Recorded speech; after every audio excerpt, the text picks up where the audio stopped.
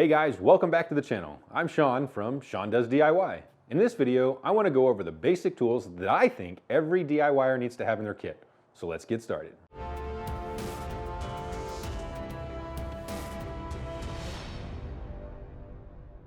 All right guys, let's take a look at the basic essential tools that I think should be in every DIYer's toolkit. But before I do, I want to let you know I am not in any way associated or sponsored by any brand or company or store or anything like that. When it's time for me to get a new tool, I look at the job I need it to do, and then I look for the best deal, really. I don't really care what brand it is. I do have two rules that I always follow. Will it do it safely, and will it do it reliably? Those are my tool rules. So there's that. So that being said, let's get started. Number one, most important thing you must have in your kit, and I mean a must, you have to have it, no ifs, ands, or buts about it, is your safety gear. Eye protection, ear protection. You gotta have it. Just don't do anything without it, especially if you're using power tools, all right? Get your eye pro, get your ear pro, put it in your kit, and use them. That's all I'm gonna say about that stuff for now. All right, so let's talk about hand tools first, all right? What do you need? Well, you need a tape measure, right? You need to measure things. If you don't have a tape measure and you're winging it, it's probably not gonna fit or look like you want it to. So get you a tape measure, they're cheap. They come in different lengths. I have a 25-footer, it works great. So get you a tape measure. Doesn't really matter what brand it is, as long as it can measure things, and it's accurate, that's kind of important. So tape measure, essential, yes. All right, now you measured something, now you need to mark where you measured it so you can cut it or do whatever you're gonna do with it. Pencils, I recommend pencils versus, ballpoint pens or Sharpies or something like that. Make a pencil mark, you can erase it if you make a little mistake or whatever. You don't need to get carpenter's pencils. I use them, but you don't have to have a carpenter's pencil. Any standard number 2 pencil will do. I like this one, a little short pencil here. I can stick it in my hat. I know where it is.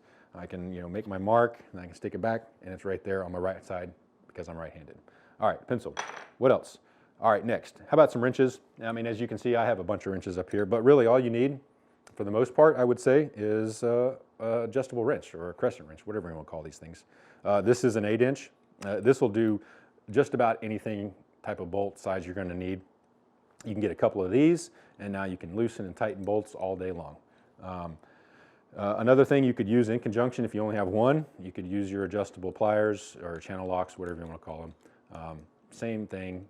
It's just nice to have in your kit, especially when you go to get that bolt and you're like, oh no, I don't have the right tool to get it off. All right, so adjustable wrench, channel locks, essential to me, yes. All right, how about screwdrivers, right? You want to attach those things together or put that shelf in the wall or whatever it is you're doing, you need screwdrivers. Number 2 Phillips, number 2 flat. Those are probably gonna do, I would say, the majority of jobs you need to do for what you need a screwdriver for. So what's the nice thing about these is they typically come in kits, so you get your stubbies, you get your number 1s, you get your number 2s, you get your number 3s. A lot of times they're gonna come with Torx and square head and all those other type of screwdrivers. But get you a couple screwdrivers, at least number 2 and a number 2 flat and number 2 Phillips. You gotta have a screwdriver. What else can I say? It's a screwdriver. That's what it does. Utility knife, important. I use my utility knife all the time, instead of going out and getting the butter knife out of the kitchen drawer or whatever. Get you a nice, sharp utility knife. I like this kind better that has the retractable blade versus the fold-up kind. It really, I guess it's your preference. I like this because I can see that the blade is put away. And these are great too because they're super easy to change. Once I dole up one side, I can flip it over and stick it back in there, and I'm golden, off I go, start cutting things. All right, a lot of times they're gonna come with, they come together. You get the knife, plus you get a stack of blades. So just remember, if you get the knife by itself, don't forget your blades because, you need them. All right, so utility knife. Essential to me, yes. Stud finder, you gotta have a stud finder, right? You don't wanna be drilling a bunch of holes in your wall looking for that stud so you can hang your shelf or whatever it is you're putting on the wall. I don't know, there's all kinds of brands. Some of them do a little bit more with metal and things like that. But for the most, the typical homeowner, just a wood stud finder is great. I don't know, this is a Zircon Stud Sensor Pro SL. no idea that brand. Don't remember where I got it. I don't know. But it does the job I need it to do. Here, let me show you. Beep, beep, beep, beep. See what I mean? I know this one works. All right, so it gets you a stud finder. All right, a hammer. You got to have a hammer. Now this is the one that I'm going to kind of give you a specification that I recommend. You know, a hammer is a hammer, sure, but I like the ones that are solid steel like this because I know it's not going to break. You know, with wood and fiberglass, over time they could crack, and then you know you're banging away on something and the head flies off and goes through a window or hits somebody else or whatever. So get you a good hammer. I recommend a steel shanked hammer like this one. You know, this is old. I've been using this forever, and I've never had any problem with it. It's a hammer, right? You know, they make the flat claw like this one, or they make a more curved of a claw. I like the flat. I can pry a lot easier, in my opinion. So, but get you a hammer. Get a steel one if you can. If not, get you just a regular wood hammer, and you know, just be careful with it. So there you go. Another thing I like to have is a rubber mallet. If I need to just tap something that I don't want to, you know, mar up the work surface or whatever I'm doing. Really, the majority of the time I use this to put the lids back on the paint cans after I'm done painting. So a rubber mallet, it's nice to have. Essential, maybe not, but it's a nice to have. Now this guy right here, to me, in my opinion, is essential. This is a speed square. I use this thing all the time. They make them, you know, a lot bigger than this. This is a 7-inch. This does pretty much everything I need when I'm, you know, needing to make a mark on a piece of wood. Speed squares are great. You can, you know, you put them on there speedily, as the name implies, speed square. You can make your mark. You could do a 45. You could do some kind of weird angle if you need. So a speed square, essential to me, yes. Get a speed square. They're great. You know, you can also get a combination square. Now I have both because I use both for certain things. Depends on what I'm doing. Combination squares are great because they're adjustable, right? So you can move it and get you a precise measurement, you know, 2 inches or whatever. I can put it here, you know, I can reach down, I can make my mark. There's my 2 inches down from the top of my surface. You know, you can still do 45s. Most of them, I don't know if I've ever seen one that hasn't had a level in it, but they might have them out there, but most of them have levels. So you can put it on your work surface or whatever it is, you know, it's nice and level, and then make your mark however you need to make it. This one has a little pin tack looking thing to make a scribe, I guess, a mark on your wood. I think this is actually the first time I've ever actually taken it out of here. I just use my pencil because I know it's right there. All right, so speed square, get a speed square, combination square, it's good to have, nice. All right, next thing, get you some clamps, right? In my opinion, clamps are essential, especially if you're doing stuff by yourself. You can, you know, put your 2x4 or whatever over here, clamp it down, come over here, and screw it in. So, yeah, it's just, you know, it just helps. Also, you know, if you're gluing something together, these are great. I love these grip clamps like this, trigger clamps, because I can do it one-handed, you know, and they come in all different sizes. You know what, if you go ask anybody that does any type of woodworking or, you know, projects and stuff like that, I bet if you ask them, do you have enough clamps? 99% of the time they're going to say, man, you can never have enough clamps. And it's kind of true, but get you a couple clamps to start with, and then as you start, you know, progressing and building new things, doing whatever, you're going to find that you probably want more clamps. So get you a couple clamps like this. These small ones are great. They fit right in your bag. Yeah. All right. So levels, right? You need levels. You got to have levels. They're essential. I recommend these two levels like this. You know, a torpedo level, it's small. You stick it in your back pocket. You stick it in your bag, whatever. You know, you put it on top of your picture frame. All right, now it's level, cool. Your little shelf or whatever it is you're doing. Torpedo level is essential in my opinion. Most of them have magnets, so if you're working with some kind of metal or something, you can put it on the side of the post or whatever it is, and now you can look and see if it's level. All right, a 2-foot level, same as torpedo level, just bigger. So I recommend a 2-foot level. They come in, you know, 48 inches or 4 foot. You might need one later on down the road, but to get started, 2-foot level is great to have. You put it up against the wall, you can make a mark, you can do vertical. I like this one because it has a handle. I can hold it up against my surface, you know, make my mark or whatever I need to do. So torpedo level, a little 2-foot level, essential. In my opinion, yes. All right. How about a handsaw? Some people say, well, I got my circular saw, I don't need a handsaw. Well, in my opinion, yeah, a handsaw is great to have, especially this little kit like this. You know, if you're doing molding or something, you don't want to get all the power tools out or whatever, or if you don't have any, this thing is great, and they're cheap. So like this kit right here, as you can see, I can make a 90, I can do a 22.5, and then I can do a 45 as well. It also will do, you know, I can cut an end grain like this at a 45. So, and it's always nice to have a handsaw around, especially if I just want to do a quick job real quick, cut something. I mean, like molding, say, for example, it's typically what you're going to use something like this for is molding, is there's pine or their, you know, MDF. So this will make quick work of it, and they're not large. So a handsaw is always good to have. You know, the little miter thing's great too. So next on the hand tools is a framing square. Is it essential? Maybe not, but they're nice to have because, you know, you got your straight edge. It's a ruler. You can put it up against your surface and, you know, now I got my 90 degree right there, whatever I need to do. Framing squares are great. They come again in all these different sizes. This is a 24-inch 2-footer. I have a 12-inch that I like that I can put in my pocket. I can stick it in my bag, carry it around with me. So framing squares, essential. It depends on what you're doing. To me, I use it all the time, so to me, they're essential. All right, so let's talk about power tools. I think there are 3 main power tools that anybody should have, and those are your drill, your circular saw, and your sander. So let's talk about the drills first. You got your corded, which are great. They're less expensive. So if you're just getting started and you might be on a budget or something, these will do the job. You put your bit in there, you made a hole in something, you changed out, put your number 2 Phillips bit in there or whatever. Now I can put my drywall screw in or whatever I'm trying to get in there. You know, obvious drawbacks to a corded is it's corded, so you have to have power. You know, that's typically not a problem. I've had this guy at least 20 years probably. I built a deck with this. This is my only screwdriver or screw grind I had back then. So it worked great. And it was a big deck.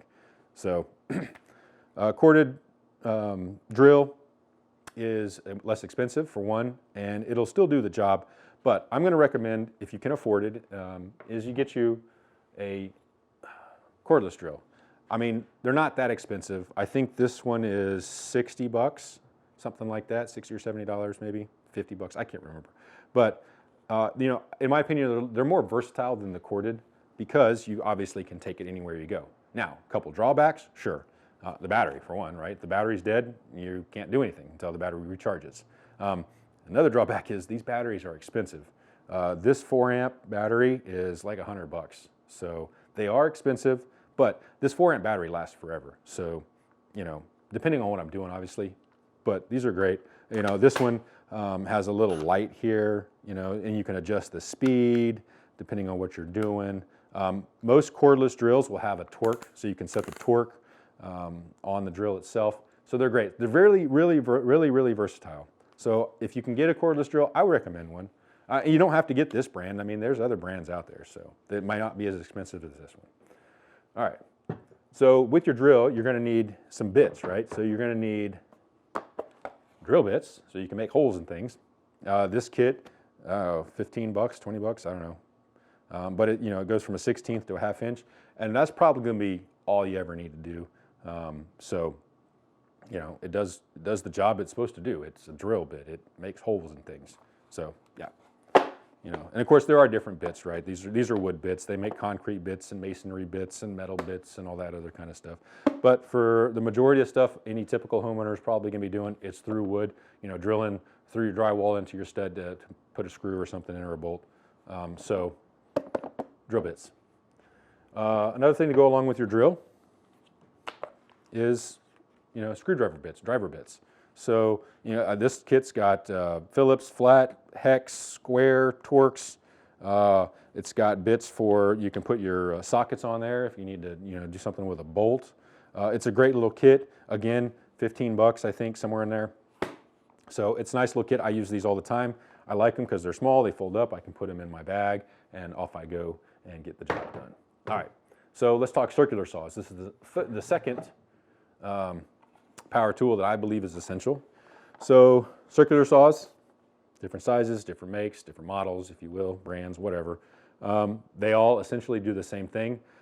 Circular saws, especially when you're talking about safety and reliability, probably more important than a drill or a sander or something like that, right? Because this will cut your finger off if you're not careful. You know, and again, they all have different features. This one has a laser that you know, shoots out and shows you the line. I've never actually checked it. I should make a video on that. Maybe I'll make a video on seeing how accurate that little laser is. You know, you can adjust the bezel so you can cut a 45 or whatever angle you need. You can, you know, adjust the plate here to get just as much saw or blade out as you need to cut through whatever it is you're cutting through. You know, safety is the most important thing. If I have to spend a couple extra bucks on getting a circular saw that I know is going to be safe, you know, the blade guard's not going to fall off or whatever, then I'm going to spend a couple extra bucks. Again, you know, you can get different blades for it, swap the blade out. This is a 40 tooth. That's really good for just about anything, you know, finish, plywood, whatever. So yeah, circular saw, essential, yes. I mean, you know, you could cut a 4x4 post with this handsaw. I wouldn't want to do it. It's going to take me forever, and then I'm going to be real sore when I'm done. I can cut a 4x4 with this guy in a couple cuts, you know, 30 seconds, if that long. So, circular saw, essential to me, yes. All right, and the last one is your sander. You know, they have like this mouse sander. I love this little mouse sander because it's got this point right here. I can get into the corner of something. You know, it's Velcro, so I can swap out the sandpaper when I've used this one up, or when I put a different grid on. This one just happens to have a little catch for the dust or whatever. I mean, it's still going to go everywhere. So, and this one is corded. I don't own any cordless sanders. I just haven't had the need for it yet. Maybe in the future again. I don't know. Who knows? But the corded one does exactly what I need it to do in my shop out here where I need it to do it. So yeah, the little mouse sanders, they're great. Not expensive, 30 bucks, maybe 40 bucks, I can't remember, but get you one. I'll have a list of all these tools down in the description below with links so you can see how much they actually cost. All right, you know, along with your powered sander, a little hand sander is great to have. Couple bucks. This is a foam thing. It's got the Velcro on it so you can swap out the paper. I typically use this for more fine stuff. This has got a 220 on it, so I can, you know, do some finish sanding real quick, you know, whatever. It's great. The paper folds up the side, so I can get in there and do an edge or something if I need to. Hand sander. Essential, but yes, get you a hand sander. They're super cheap, and yeah, just get you one. All right, so table saw, sawhorses. I've built my own sawhorses. I've got those pre-made ones. I've got the ones, you know, the metal ones where you can clamp the 2x4 in there or whatever. I ended up using these plastic ones. I love them. They're great. They're cheap. 25, 30 bucks, get you 2 of them in a pack. If I mess it up, I can always just go get another one. No big deal. And it's, you know, as you can see, I've used this one. I've paint all over it. I've cut through it a couple times. You know, if you're out in the driveway or in the backyard or whatever, you can take them out there. You throw a piece of plywood across. Now you got your tabletop or workbench to do whatever it is you need to be doing. Sawhorses, essential? I think so. So yeah. And another nice to have, maybe not essential, but if you can get one, I'd get one, is, you know, your shop vac or your wet dry vac, whatever you want to call it. This is a small one, 4 gallons, 5 horsepower. It works great. I've had this one for a long time. You know, some of them have wheels on them and little things where you can put the attachments and things on there. But this is great to drag around the house and, you know, clean up the messes I make. So yeah, you know, versus using my vacuum that I use on the carpet or whatever. So if you can get one, I'd get one. If not, it's not the end of the world. You can still do what you need to do without one. Last thing, all right, you got all these cool tools now, somewhere to put them, all right? And so I have this bag. This is what I use. It's great. It's got all these little pockets and things to put stuff in. I can kind of keep stuff organized. I know where it is when I fill it up. And it's great for, you know, putting, you know, the tools in there and going out to wherever I'm going. And then I know they're there. I don't have to run back and forth to the garage or shed or wherever you might keep your tools. You don't need to get this fancy bag. I mean, it's not that expensive, but, you know, a little plastic toolbox, or heck, even go to Walmart and get you a plastic tote. Put your tools in it, that way you can carry them around, and then they're organized and, you know, out of the way when you're not using them. All right, so I think that covers it. That is what I believe are the essential basic tools that anybody getting started needs. If you think I missed something, or something I have on here that you're like, yeah, that's not really that essential, hey, let me know down in the comments below, and you know, we can discuss it. That's the whole point of this community, is to, you know, learn things from each other and have fun doing it, right? So yeah, hey, if you want to subscribe to the channel, that'd be pretty cool. If you found this video helpful and you liked it, you know, smash that thumbs up button for me. You can hit that bell if you want to get notifications of when I put new videos out. And as always, before you make a cut, know where your fingers are, so you're not, later on, you're not asking, where are my fingers? All right, guys, you know what? I think I'm going to pack up my tools in my bag, and I'm going to go make something. All right, guys, thanks for watching. We'll see you next time.